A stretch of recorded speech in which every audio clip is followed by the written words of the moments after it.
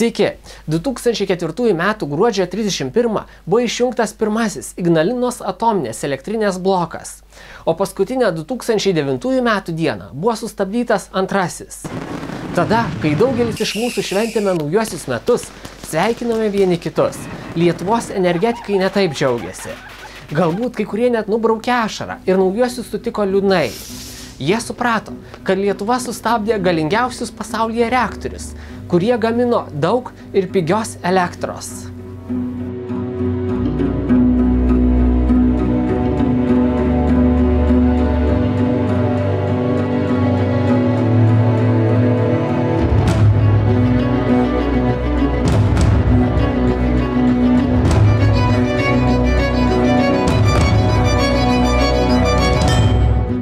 Visas tas saugos gerinimo priemonės, jos visos buvo įdiegtos.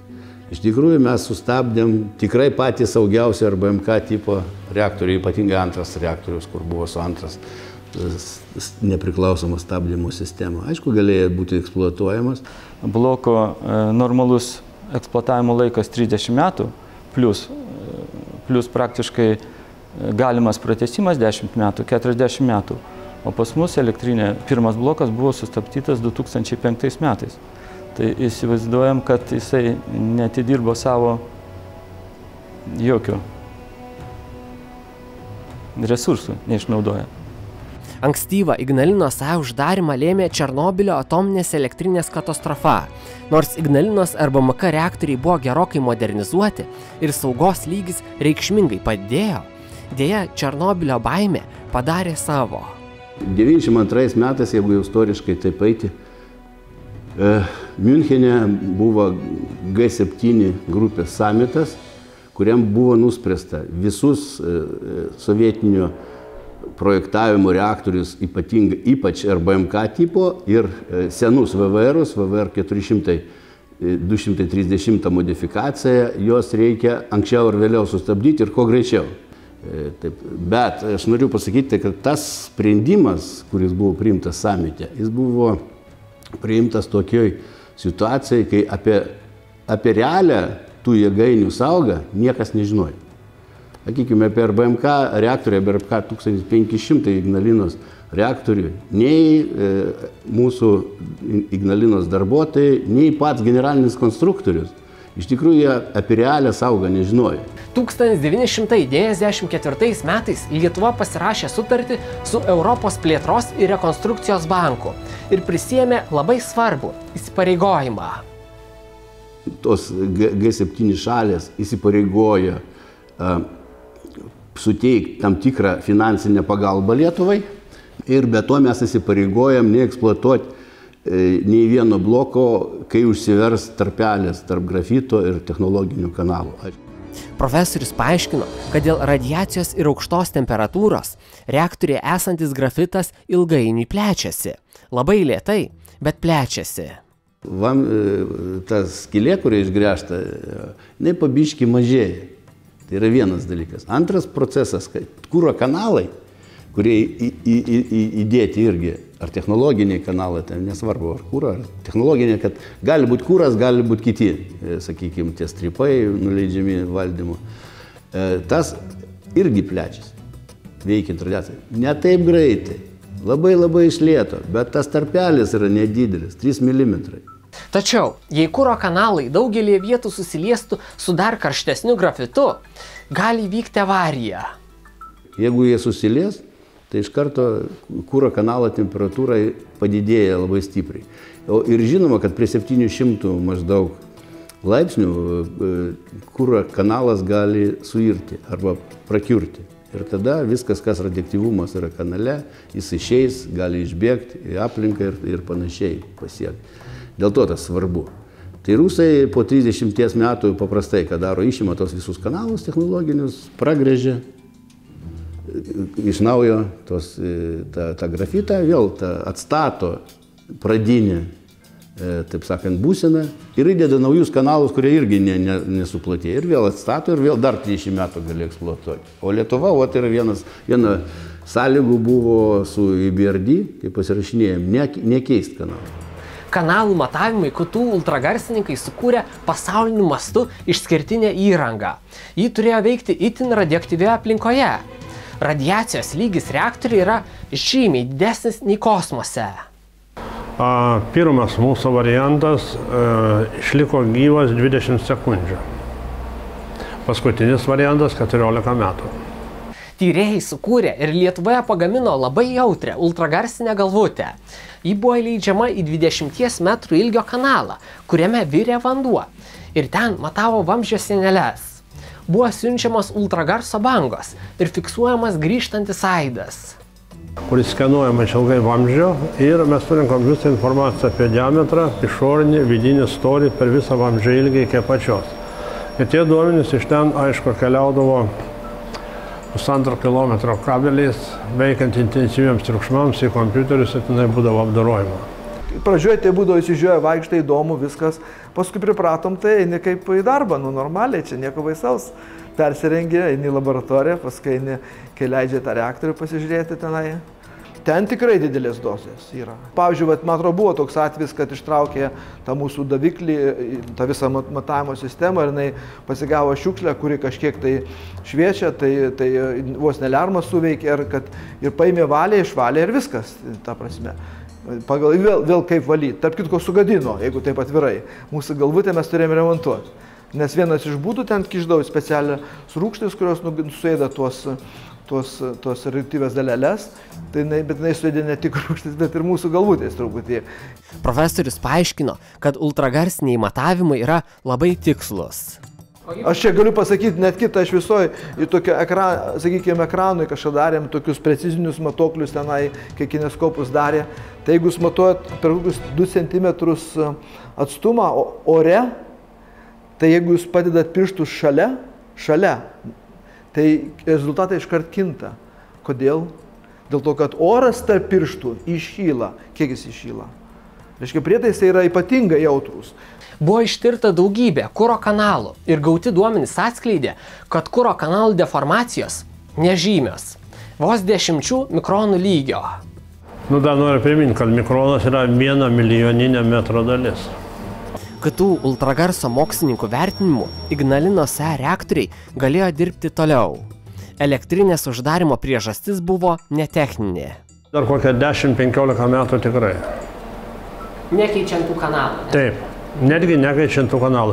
Juo labiau mes ten matėm ne tik tai deformaciją, bet tuo pačiu matėm arsenelį, nėra kartais, įkišimo kuro kanalų, tų rinklių išėmimo šiek tiek suplonėjusio, bet nebuvo tokio efekto ženkliau. Ne, triukšmo tai yra visada, ten yra galų gale vertinamos neapibrėžtys, plius minus. Tai taip, kad už tuos rezultatus, kur mes gaudom, tai mes, kai sakoma, griūdavom skersai jau. Ta prasme, tikrai, negaliu sakyti 100%, visada yra tikimybė, kad kažką gali pramauti. Bet yra su neapibrėžtim, su tam tikrų tikslumu buvo įvertinama, tikrinama ir jie gan patikimi tie rezultatai. Kitaip sakant, tai buvo politinis sprendimas, nepagristas jokiais moksliniais faktais.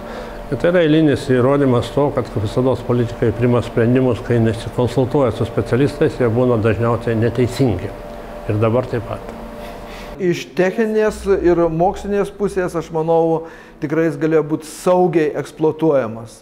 Tai aš turbūt beveik pasirašyčiau už teiginį, kad tuo metu Ignalinos atominė elektrinė buvo geriausiai prižiūrimas RMK reaktorius, mano manymu. Nes tiek sukišta buvo ne tik pinigų įrangai, bet apmokymui personalui, pačios vidaus tvarkos. Ten aš manau, kad viskas buvo labai gerai, bet politika. Tačiau neužmirškime, kad deformacija vyko ir grafite. Įdomu, ar buvo tokių atvejų, kad būtų sunku ištraukti kuro kanalą? Jeigu lengvai traukėsi, reiškia, dar tikrai tas niekur neužakęs. Bet jeigu sunkiai, kartais būdavo, kad ir vieną kitą atvejį ir Ignalinai turėjom, kad sunkiai teko traukti.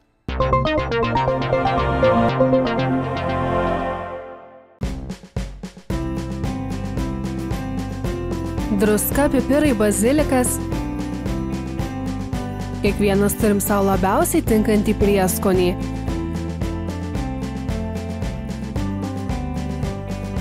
Geriausia, kas skaniausia, juk taip?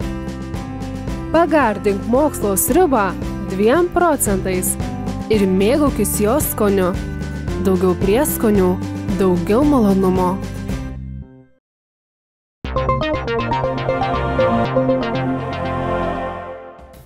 Ignalinos AE kuro kasetės buvo keičiamos kas naktį. Ta kasetė, kuri išdegdavo, ji būdavo išimama ir įdedama nauja. Tai būtent pirmas blokas, kai buvo sustabdytas, kuro liko pačiam reaktoriui, ne iki galo išdeginto. Dalis ką tik buvo įdėtų prieš 2 paras ar prieš 3 paras, kodėl jos nepanaudoti. Tai buvo sukurta technologija, per 3 metus jinai buvo pagaminta ir 999 kasetės iš pirmo bloko buvo pervežtos dedeginimo antram blokė, radioaktyvios kasetės. Įsivaizduokit, netoli vežti, 300 metrų, bet vis tiek reikėjo šachtą daryti. Panaudotas yra labai aktyvus, ypač tuo momentu, kai yra dar ką tik ištrauktas iš reaktoriaus ir jeigu vieną panaudotą kuro rinklę ištrauktumėt, apie 200 zyvertų. Taip, panašiai. Palyginimui sakysiu, kad fonas yra apie 0,2 mikrozyvertus. Tai tarkim, būtų apie 2 milijardus kartų, aš taip jeigu neklystu, didesnis radiacijos lygis negu fonas. Tai yra didžiulis kiekis. Lietuvos energetikos instituto profesorius Eugenijus Užpuras papasakojo, kad kartu su kolegomis sugalvojo būdą, kaip šias įkaitusias kasetes saugiai pervežti. Ten irgi per geležinkelį važiuoja, bet su geležinkelio traukiniu negalima traukti, nes staigiai jis negali pajudėti iš lėto. Buvo nupirktas Mercedesas automobilis, labai galingas, kurį tik tai padarė man, kad jis stovėtų ant bėgių. Ir jis iš lėto įsibėgėdavo ir, ten greičio nereikia, ten 5 metrus per sekundę reikia tik važiuoti, per daug greitai negalima. Irgi 300 metrų nuvažiuoti, ne tokį laiką užima. Tas konteineris 6 kasetės mes galėjome. Mes darėm aušinimo oru. Šis mūsų mokslininkų darbas leido sutaupyti visą kalną pinigų, daugiau nei 400 milijonų eurų. Čia tai sumelė.